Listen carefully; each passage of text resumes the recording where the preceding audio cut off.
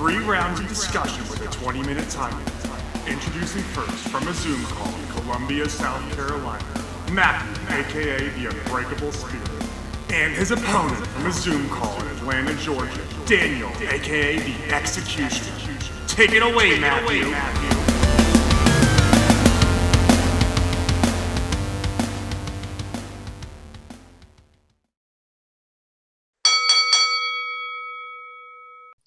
Hello everyone and welcome to Allies with the Unbreakable Spirit. And the Executioner, Daniel Trevor. This is episode number 41?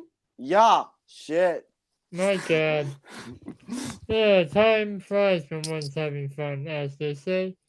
Anyways, I don't think I need to say it, so let's just run through the topics. Topic number 1. Topic number 1. Eric Rowan is hinting at a WWE return.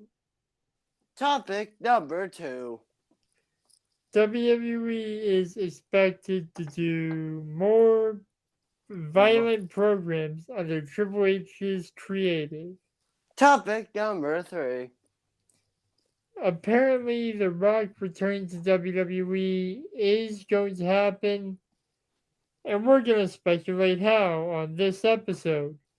But that's topic 3. Let's head into topic number 1. Take it away. Remind me, what was the topic?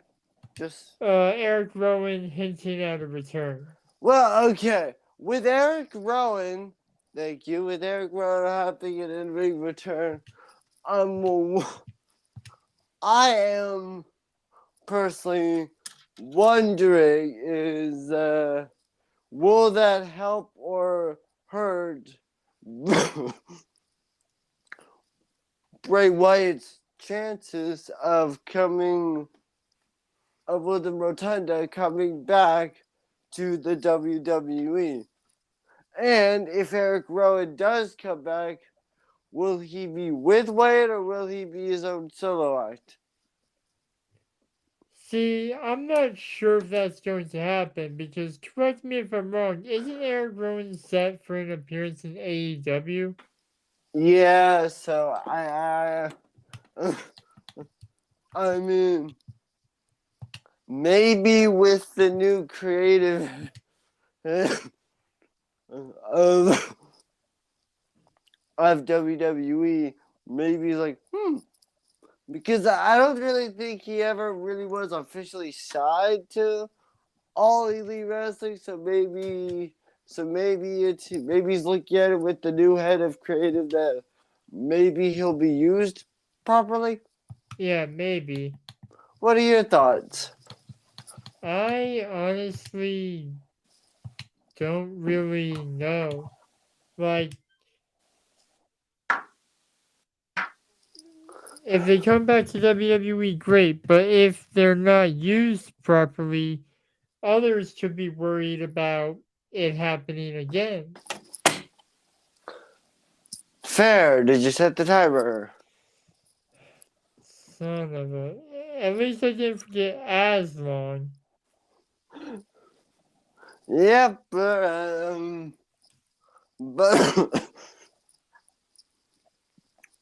but yeah, if Eric Rowan does head back, if Eric Rowan does head back, I am intrigued on what he will do and who exactly he is. If he does go back, I am wondering on the possible rivalries, or will he be like someone's bodyguard or something? Yeah, I still think that after the tragic passing of Brody Lee, Eric should have taken over the Dark Order. Yeah.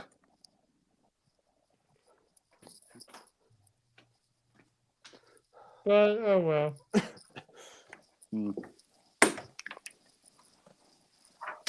But if But I he also, was to return, let's not have him have that animatronic spider. oh yeah,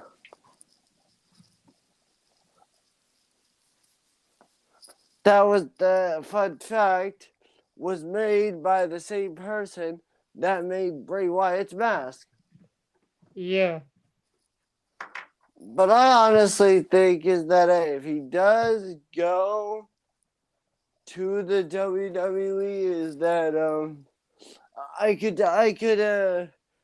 I bet I could see it being like his own solo supernatural maybe character, but I could also see him work be like a bodyguard or a muscle for I mean, the last time he was a bodyguard in WWE, it was for the new Daniel Bryan. And that didn't really work out well. no, but I mean he could be in for a theory. Yeah, but I don't know what I would do with him, to be honest. I mean I will say is that hey, if Eric Rowan does come back, I could I'm not really I mean I could see I mean I could see him going down to NXT and be working with Joe Gacy or something. Yeah. Though he'd have to shave his beard for that. Yeah. Because apparently anyone who follows Joe Gacy can't have a beard, but Joe Gacy can. Yeah, and I also will say is like if Eric Rowan does go to WWE, I will admit I will be well that is a wrestler I would like to see to go back. That's not like a main wrestler that I personally would be I mean I would be surprised, but he's not a wrestler that I would be like, oh Shiza. Yeah, Yeah, I understand that. because there are some wrestlers that I can think of that if they did return to WWE, that I would be like, oh, she's about to hit the fan. But Yeah, yeah, definitely. but look, if Eric, because if he does go to WWE, there are some people that he could have good programs with, but I mean, I could also see him going to AEW and maybe being a top, or maybe just being like, I don't know, taking over the Dark Order or doing something. I mean, because I also think is that if he did go, maybe it would just depend on how much, also on how much. Because another thing we all got to consider, it possibly could just, it possibly just might want to go back to WWE if also they offer him the right amount of money. Yeah, that's the main thing. Like, they need to give him the right amount in order for him to return. Yeah. Because, for example, the guy I personally would want to see is Bray Wyatt. And I think for him to come back, it would be good money and also, like, also go, well, with creativity and Triple H's creativity, you could create something kind of just crazy. Yeah.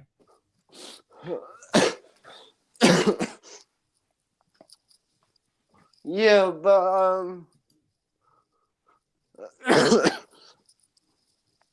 I don't really know. I mean, I don't see him coming back to WWE, but if Eric Rowan does decide to come back, that would be I will admit, surprising, but it's just I'm not really sure on if there's any sort of any sort of good rivalries that he could have in WWE these days. Good point, but it seems like we're gonna have to continue this topic at a later date, and I think I just goofed. Yes, I did.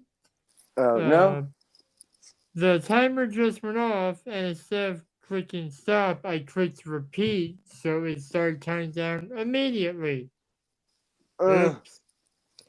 Anyways, like I just said, the timer just went off. We're gonna take, you know the a- usual stick.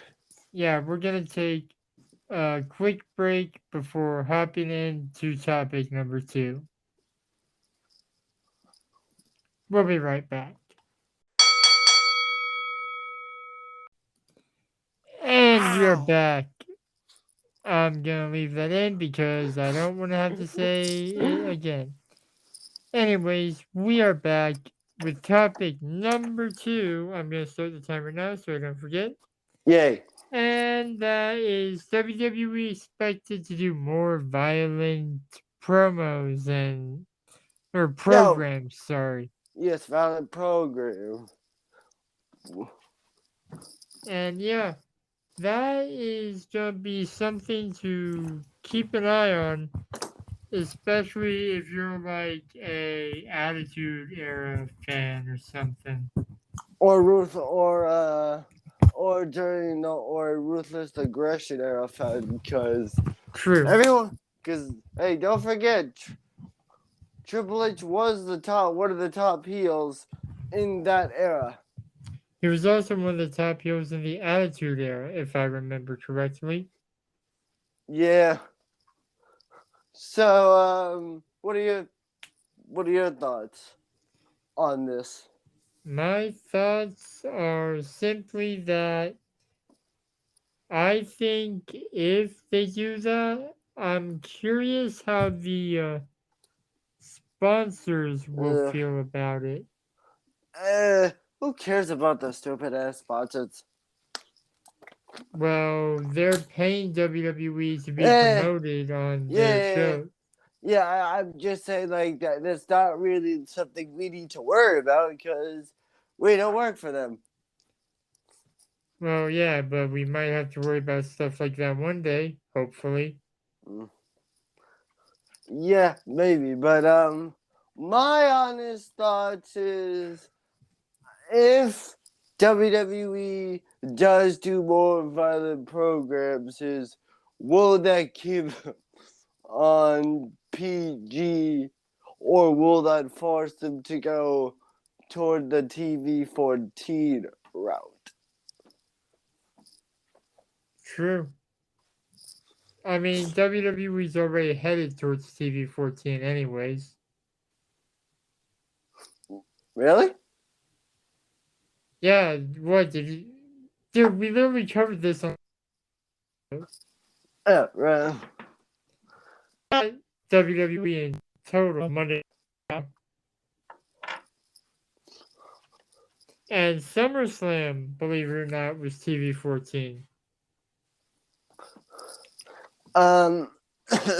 My honest, what are your thoughts? More thoughts on this? Yeah, I wouldn't be surprised since wrestling is considered a combat sport, considering I've been referenced that on our Twitter for a topic to follow, but I don't click on that.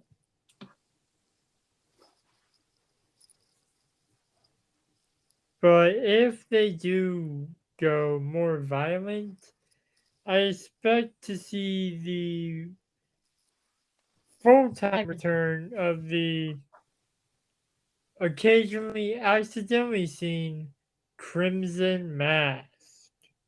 AKA blood. Yes. Blood. And hopefully if it does return, hopefully it's not because of blading, because that would get a wrestler fined. Yeah, if or maybe if WWE does go down the with some violence and some blood, maybe it'll just be more of, hey, no bleeding. Yeah, but you can bleed, just no bleeding. So they'd be like, so Yeah, meaning if because you get blading is very dangerous, people. yeah. Honestly, my other thoughts on this topic is maybe that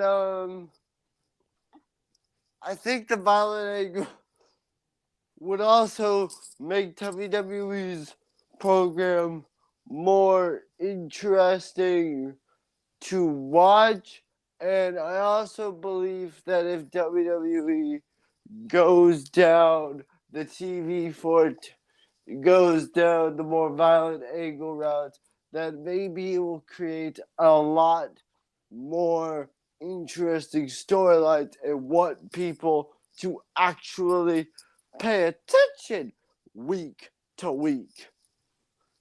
Yeah. Because my personal hope is, all right, let's say you do more violent angles, is you could have, like, I don't know, you could have a guy, like, you could have a guy like, let's say, Mike Mazanin, and a guy like, I don't know, Ray, because, hey, you get, okay, no, I'm going to use Randy Orton. Because when Randy Orton comes back, because keep in mind, Randy Orton is out of action, imagine the kind of violent angles that they could do with Randy. Yeah. And keep in mind, people, with the run Randy was having, he was having the most fun in his career. Imagine what he could do when with a more violent promo. Like, I'm thinking like some sadistic shit we haven't seen since before the 25th WrestleMania. Because this is my final thoughts is, I honestly think that they need to have Randy Orton go back to the like to Matthew said, to that 2009 Randy Orton, but I also think that they should have Randy Orton be that heel that he was during the pandemic era again. And with Cody back, maybe if for some reason Randy doesn't have this idea, maybe we could see like a new legacy or something with a different multi-generational superstar as the third man. Because another thing is that Randy Orton could return and maybe start a program with Riddle or something. Yeah, like I could see the dick heel Randy coming up. Riddle's all happy and giddy, and Riddle's gonna be on Raw this Monday. And he goes for a hug. Randy opens his arms like he's gonna hug him. RKO. Yeah, because like, last thoughts on this, And hell, maybe a punt kick for good measure. Okay, look, my honest thoughts on this. While Randy Orton, yes, he has said that he had a lot of fun, because it said, Randy said that it rejuvenated himself, but Randy also has said that he has a lot more fun when he's a heel. A lot of people say they have more fun playing the heel. But I think Randy Orton actually, because if Randy Orton does come back, you need to make Randy Orton one of the most dangerous heels, because we all know with the history that him and Triple H have, Triple H could make Randy one Yeah. of the most sadistic son of a bitches in WWE. But we're gonna have to table the rest of this conversation for a later date. And Yeah. we're gonna take a literally 2-second break before we hop into the final topic. We'll be right back. Mm-hmm. And we are back with a topic number 3. The Rock's turn is possibly 100% confirmed? Maybe? Yeah, maybe. To be honest, we don't know. We've But- heard that it's confirmed, but we Uh, honestly didn't read any of the articles about it, so we don't know how confirmed it is.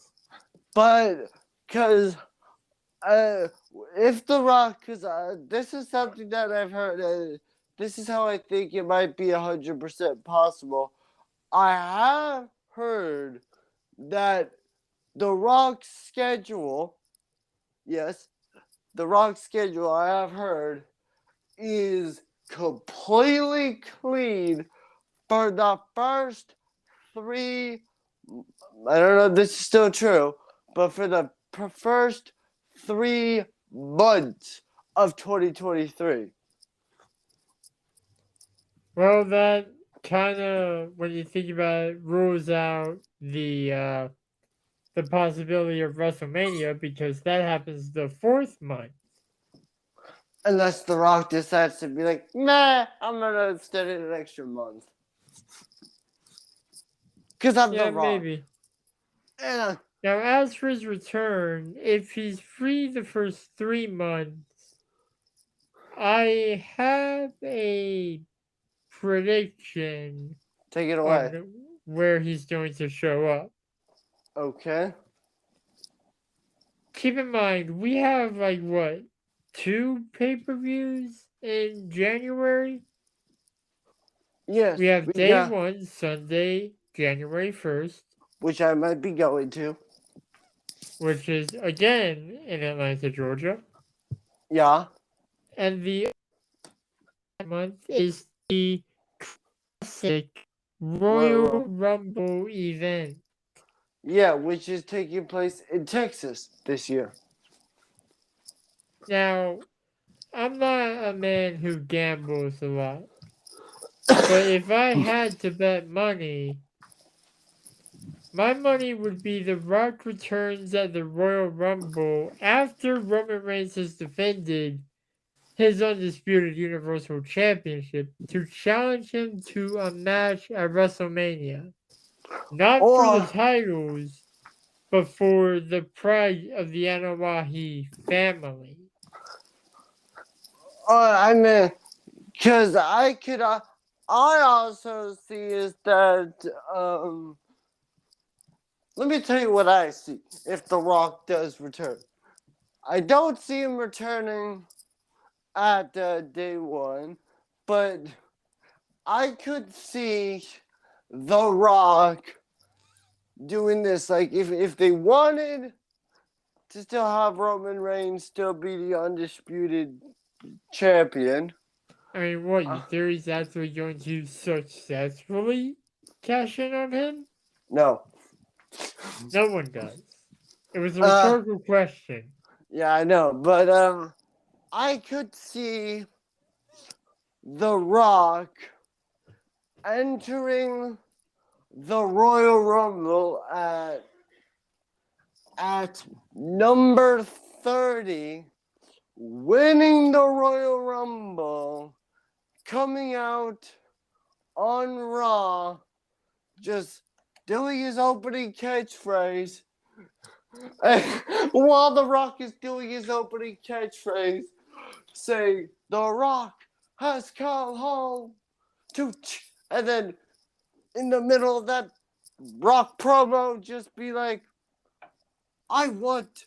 He's like, "Well, I normally would do this whole stick of, depending on what champion I Yeah, want." so you're saying basically he'll be like, finally, The Rock has come.